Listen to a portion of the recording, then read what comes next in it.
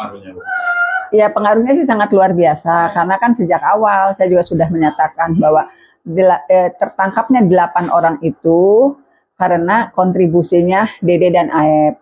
Apakah keterangan mereka betul sejak awal juga kan saya sudah menyadari ini ada kebohongan. Dan yang anehnya kan itu juga kan sebetulnya Dede dan Aep kan hanya dibacakan DBAP-nya di persidangan. Dalam persidangan saya sudah meminta 4 kali kepada majelis hakim. Bisa nggak Dede dan Aep dihadirkan, memaksa dihadirkan. Tetapi waktu itu alasannya alamat dan orangnya tidak bisa diketahui. Nah sekarang dengan kemunculan Dede, sebetulnya saya sih suatu saat punya keyakinan gitu. Dan kejar-kejaran dengan PK. Ya alhamdulillah melalui Pak Dedi, Dede bisa menyatakan apa yang sebetulnya terjadi dengan dugaan sebagai dia disuruh oleh pelapor kan sebetulnya di isi kepala saya ketika bersidang juga itu sudah ada isi kepala saya seperti itu gitu. Hanya saja kan kita susah membuktikan, susah meyakinkan majelis waktu itu kalau kenapa saya selalu jelaskan Dede dan Aep itu memberikan informasi sangat detail.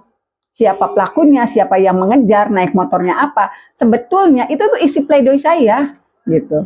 Tetapi sekarang misalnya Dede datang kemudian berkomunikasi dengan Pak Dedi ya alhamdulillah, walaupun saya yakin betul Pak Dedi seperti merekonstruksi peristiwa tersebut dan akhirnya Dede datang ke sana juga. Artinya itu akan dijadikan novum atau gimana? Ya, akan dijadikan novum. Kita akan meminta kepada tentu saja karena kelihatannya kehadiran Dede itu memang diamankan lah, karena kalau berada di Cirebon juga mungkin punya kekhawatiran yang luar biasa. Saya akan mencari tahu dan berkomunikasi bagaimana caranya agar Dede bisa dihadirkan di persidangan. Ya. Pengaruhnya, Bu? Ya, pengaruhnya sih sangat luar biasa, karena kan sejak awal saya juga sudah menyatakan bahwa tertangkapnya 8 orang itu karena kontribusinya Dede dan Aep. Apakah keterangan mereka betul sejak awal juga kan saya sudah menyadari ini ada kebohongan. Dan yang anehnya kan itu juga kan sebetulnya Dede dan Aep kan hanya dibacakan DBAP-nya di persidangan. Dalam persidangan saya sudah meminta 4 kali kepada majelis hakim. Bisa nggak Dede dan Aep dihadirkan, memaksa dihadirkan. Tetapi waktu itu alasannya alamat dan orangnya tidak bisa diketahui. Nah sekarang dengan kemunculan Dede, sebetulnya saya sih suatu saat punya keyakinan gitu. Dan kejar-kejaran dengan PK.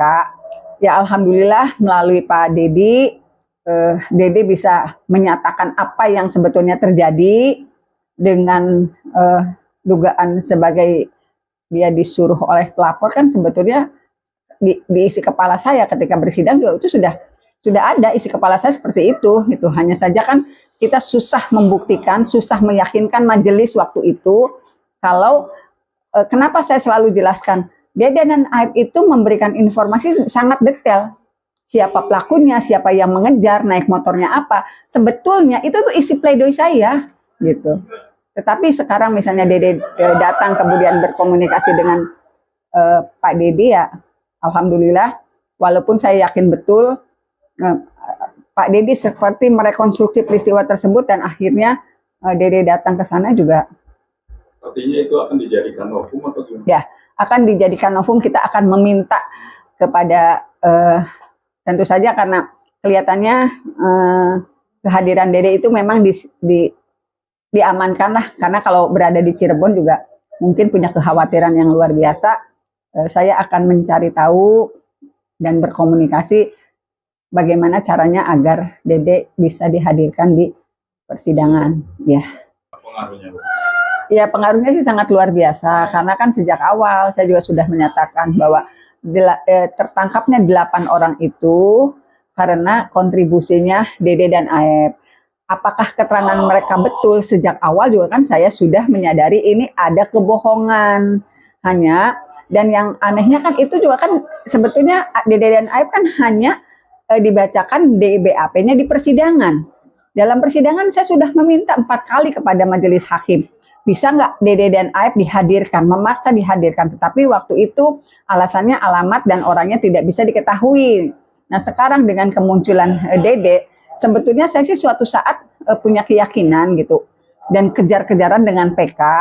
Ya alhamdulillah melalui Pak Dedi, Dede bisa menyatakan apa yang sebetulnya terjadi dengan dugaan sebagai dia disuruh oleh pelapor, kan sebetulnya di isi kepala saya ketika bersidang juga itu sudah ada isi kepala saya seperti itu gitu. Hanya saja kan kita susah membuktikan, susah meyakinkan majelis waktu itu kalau kenapa saya selalu jelaskan Dede dan Aib itu memberikan informasi sangat detail.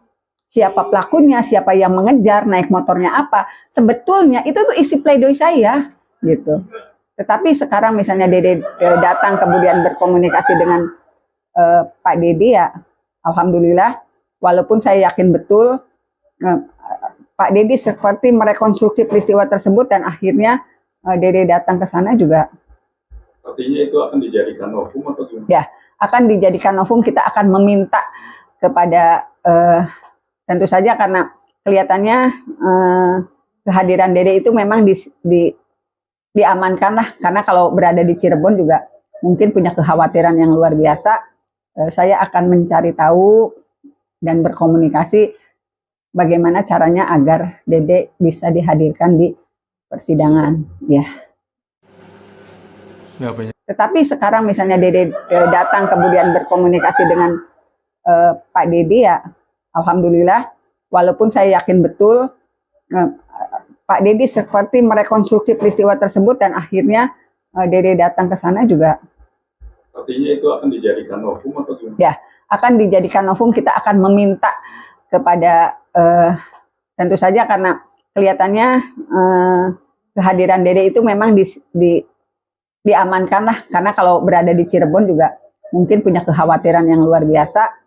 Saya akan mencari tahu dan berkomunikasi bagaimana caranya agar Dede bisa dihadirkan di persidangan, ya.